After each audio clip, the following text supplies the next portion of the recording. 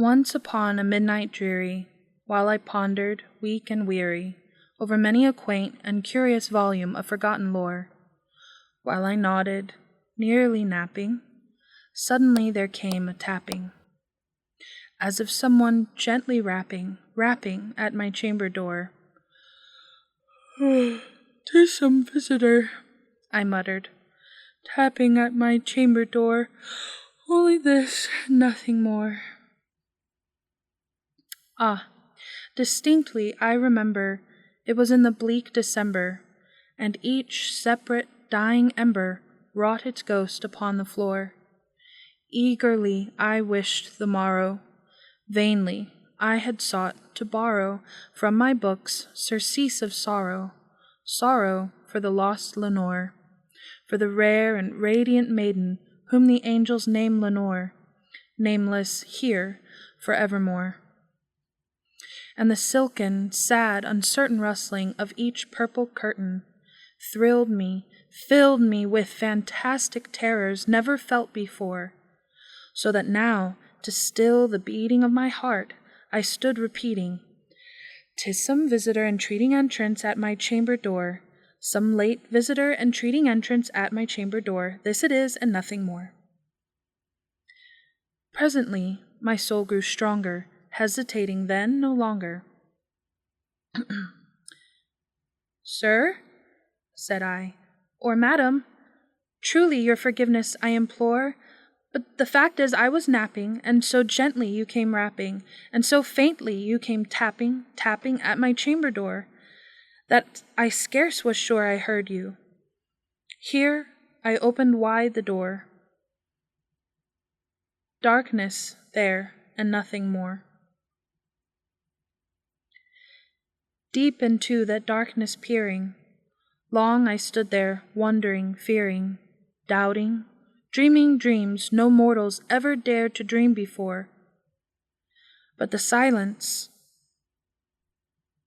was unbroken, and the stillness gave no token, and the only word there spoken was the whispered word, "Lenore." This I whispered, and an echo murmured back the word, "Lenore, Lenore, Lenore." Merely this and nothing more. Back into the chamber turning, all my soul within me burning, soon again I heard a tapping, something louder than before. "Surely," said I, "surely that is something at my window lattice.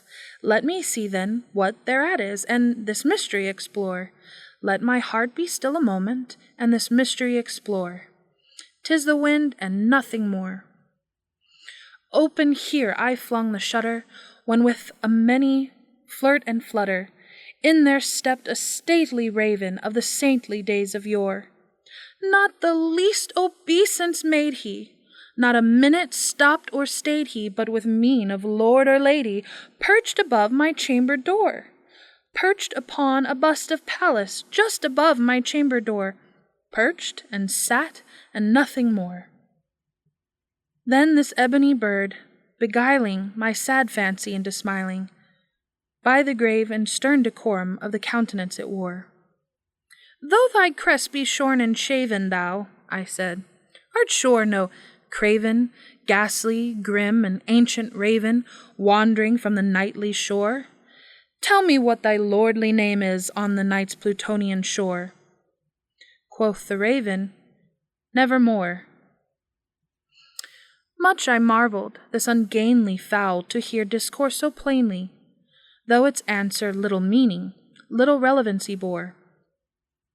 For we cannot help agreeing that no living human being ever yet was blessed with seeing bird above his chamber door, bird or beast upon the sculptured bust above his chamber door, with such a name as Nevermore.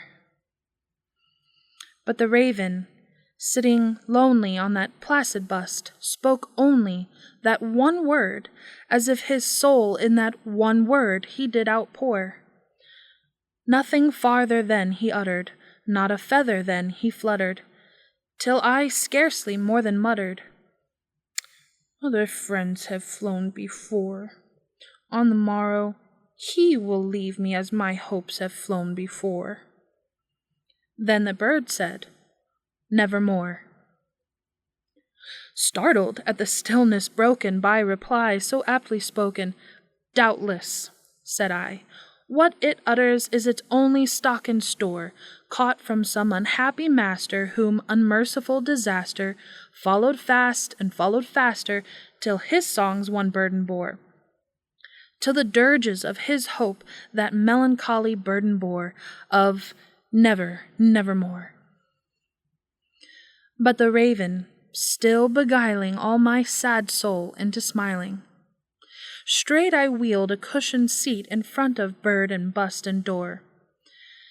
Then, upon the velvet sinking, I betook myself to linking fancy unto fancy, thinking what this ominous bird of yore, what this grim, ungainly, ghastly, gaunt, and ominous bird of yore meant in croaking, Nevermore.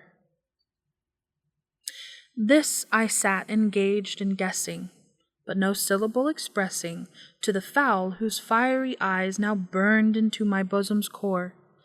This and more I sat divining, with my head at ease reclining, on the cushion's velvet lining that the lamplight gloated o'er, but whose velvet violet lining, with the lamplight gloating o'er, she shall press, nevermore. Then, methought, the air grew denser, perfumed from an unseen censer, swung by seraphim whose footfalls tinkled on the tufted floor. Wretch, I cried thee, thy God hath lent thee, by these angels he hath sent thee, respite, and nepenthe from thy memories of Lenore. Quaff, O quaff this kind nepenthe, and forget this lost Lenore. Quoth the raven, Nevermore. Prophet, said I, thing of evil, prophet still if bird or devil, whether tempter sent or whether tempest tossed thee here ashore, desolate, yet all undaunted, on this desert land enchanted, on this home by horror haunted, tell me truly, I implore, is there balm in Gilead? Tell me, I implore. Quoth the raven, Nevermore. Prophet, said I, thing of evil, prophet still, if bird or devil, by that heaven that bends above us, by that God we both adore, tell this soul, with sorrow laden, if, within the distant Aidenn, it shall clasp a sainted maiden, whom the angels name Lenore. Clasp a rare and radiant maiden, whom the angels name Lenore. Quoth the raven, Nevermore. Be that word our sign in parting, bird or fiend, I shrieked, upstarting. Get thee back into the tempest and the night's Plutonian shore. Leave no black plume as a token of that lie thy soul hath spoken. Leave my loneliness unbroken. Quit thy bust above my door. Take thy beak from out my heart and take thy form from off my door. Quoth the raven, Nevermore. And the raven, never flitting, still is sitting on the pallid bust of Pallas, just above my chamber door. And his eyes have all the seeming of a demon's that is dreaming, and the lamplight o'er him, streaming, throws his shadow on the floor. And my soul, from out that shadow that lies floating on the floor, shall be lifted nevermore.